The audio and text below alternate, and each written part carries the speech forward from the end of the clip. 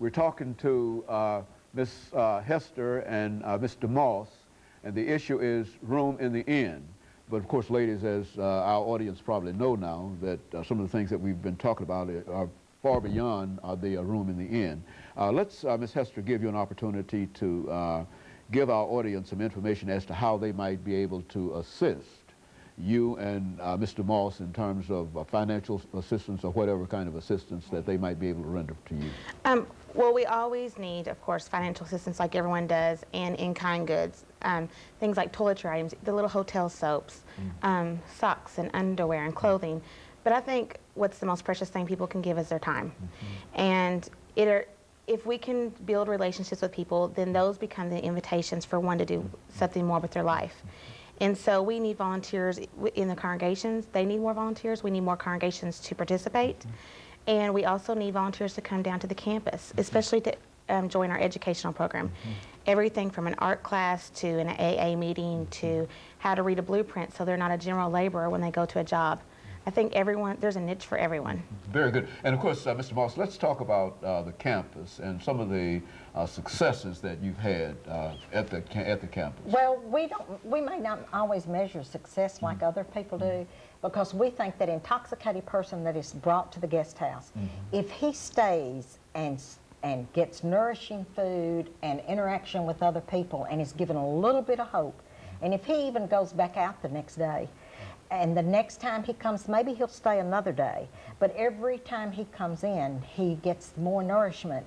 And we see a lot of success with people that have been out there literally for years, and then all of a sudden they are going to stay, and they want treatment, and they go on. And actually, most of the guest house staff right now is, the staff that's employed came from the programs themselves.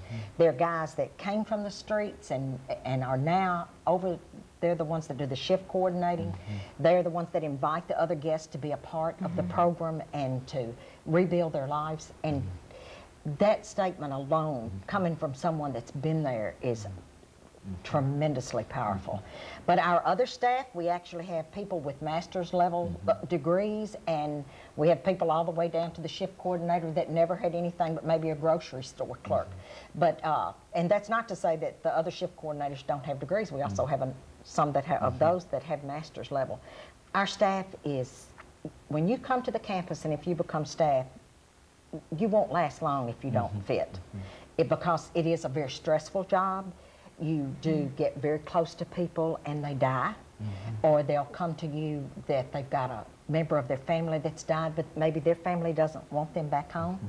But so you really literally become the family.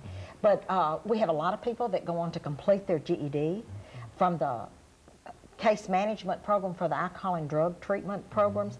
We have people that get into their own apartments, get back into successful jobs, and continue on with their life. And our congregations don't hear a lot of that, because if you get different people every night, if they take them just one night a week, and they may see different people every time they take them, they don't hear a lot of the success unless we get it out there. And I do think the campus itself needs to do a better PR of telling the successful stories and making it out there. But I think I got very close to several of the people over the years that I met from the very beginning. And we are seeing a lot of them that were first diagnosed with HIV/AIDS, that we've buried a lot of those in the last couple of years, that when 18 years ago when they came in, they just found out they had it. They didn't know what they really had or anything. But now we're seeing a lot of them die. And so what we're saying here is that you are aware on the campus of this as a real problem, AIDS, and that some of the individuals that you're dealing with on the campus actually have this disease. I think so, and I think anytime you work with any population, I know some people get afraid of TB. They think all of the homeless have TB and everything. I'll be honest with you, I think you're going to come up with somebody that can expose you to TB in your own congregation faster than you will the homeless. Room in the Inn requires that they have TB testing and everything before they come through the program. So they're actually healthy in that respect. But you have to remember, if you've been on the streets very long and you haven't had good nutrition and everything, and if you are an alcohol or drug user or an IV drug user, you're going to be exposed to everything, and sometimes they're not careful like they should be. So we do know that all of that is there, but I've been exposed to TB a couple of times, and I've never gotten it. I think sometimes you just go on and do what you got to do, and it works out. It's the people that come, I just don't know how to explain it. It's not like going to work. I hate meetings. That's the part of my job I really hate. Away from the people. I like that connection. I like being able to sit down and talk to them and hear their stories and where they've come from and what they've done. And I got extremely close to one of the women that had been on the street. I had known her since she hit the streets. Long about the time she was 16 or 18. She'd off and on, you know, she'd run away or whatever. And she died about a year ago. And I did get very close to her. And she was, it really tore me up. And I knew her story too. And I knew that she had had problems with her family and everything. And it was very hard watching her die.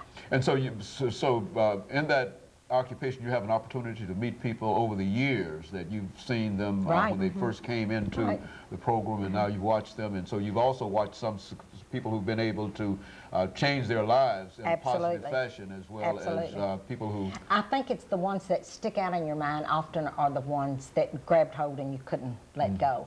But I will share a personal story. I hope my brother doesn't mind. He actually came through the guest house. He was homeless. He was a bad alcoholic. And family couldn't deal with him anymore. Family often can't deal with alcohol and drug issues.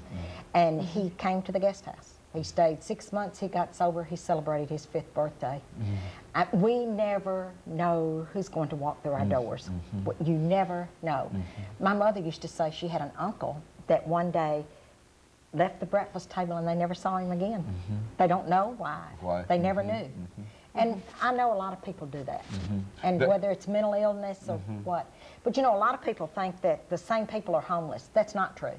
Our statistics prove that every year, 56% of our population moves on, that they are transient, that it's only that 40-something that remain.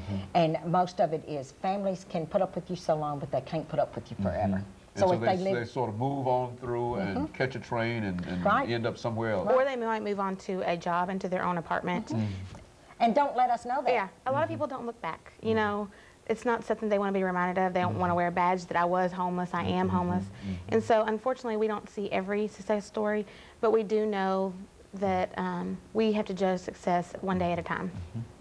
And we do get lots of letters from people. Now, what if a congregation is not involved in the Room in the Inn program, and you would like to encourage that congregation to do so? What could you say to them this morning? Well, what would they have to do? What would they have to do? They could call me at 251-7019. They could ask for anyone in the Room in the Inn program. And a congregational coordinator said it once best when he said, when you ask another congregation to do Room in the Inn, you're not sharing the burden, you're sharing the blessing. It's really letting people put their faith into action. And so you would encourage those congregations that might not be involved in Room in the Inn? Absolutely. Absolutely, look into it. Half of our population pretty much breaks down into white and African American, and we would truly love to see more African American congregations participating. We want that role model, especially for some of the younger African American men. We have a lot of, it's like I said, it's pretty much split right down the middle. I think last year it was 47% African American, and then the 44% were white. So it's a real even split, and I would like to see that. More African They need American more. I really would. They you've lost a whole generation of people to drugs, and some of these younger people that are on the streets, they need that role model so bad, and they need to be proud of who they are. And I think that would help so much. We have several African American churches that participate and literally go out of their way. They're so good, and we'd like to see more. More African American and more minority participation as well in whatever you're doing there. Yes. And those who might not wish to become a part of it, that they can provide some kind of financial resources in order to help. They can, and we'd love to have them come to the campus. Like Rachel said, we can always use volunteers. If you want to do nothing but come in and talk to someone and decide, hey, are they really out here because they want to be, or is there a real problem? Because some people think people are there. We've got 30 seconds, Mr. Moss, and over the last few seconds, say something about Father Strobel. about him in this program? Well, Father Strobel is the dreamer. He's the one that has truly brought it all together. He is still very much of a leader.